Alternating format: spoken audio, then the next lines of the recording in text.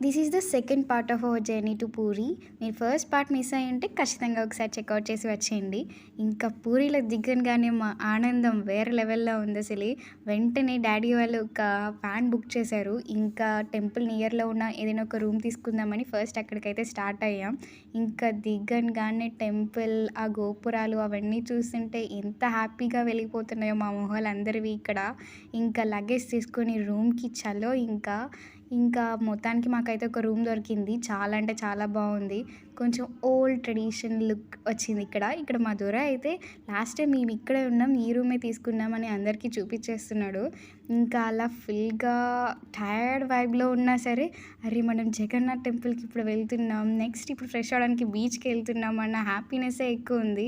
ఇంకా మేము వెళ్ళింది ఈవినింగ్ టైంలో కాబట్టి ఇంకా సూపరుంది. అండ్ ఈ గౌన్లంటే నాకు చిన్నప్పుడు ఎంత ఇష్టమో ప్రతి సమ్మర్‌కి మా చెల్లి, నేను అవే యేసుకునేవాళ్ళం. అంత బావుండేయి.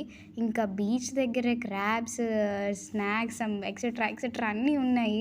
కానీ మేమేం తినకుండా ముందు క్యామెల్ ఎక్కేసామనమాట. కానీ నాకు అంత ఇష్టం లేదనుకోండి. ఎందుకో దాన్ని ఇబ్బంది పెట్టినట్టు అనిపించింది. బట్ అందులో తప్పలేదు. ఇంకా నేను బీచ్‌కెళ్ళైతే ఎన్ని ఇయర్స్ అయిపోయిందో నాకే తెలీదు. సో, బీచ్ చూడంగానే నాలో ఉన్న కిడ్ అంతా బయటకొచ్చింది. ఇంకా మొత్తం ఫుల్‌గా ఎంజాయ్ చేశాను. మా వోళ్ళందరూ త్వరగా స్నానం చేసేసి చలేస్తుందని పైకొచ్చేసారు. నేను నందు మాత్రం లేదు ఏమైనా అని అక్కడే తడుస్తూ ఫుల్‌గా ఎంజాయ్ చేశామనుకోండి.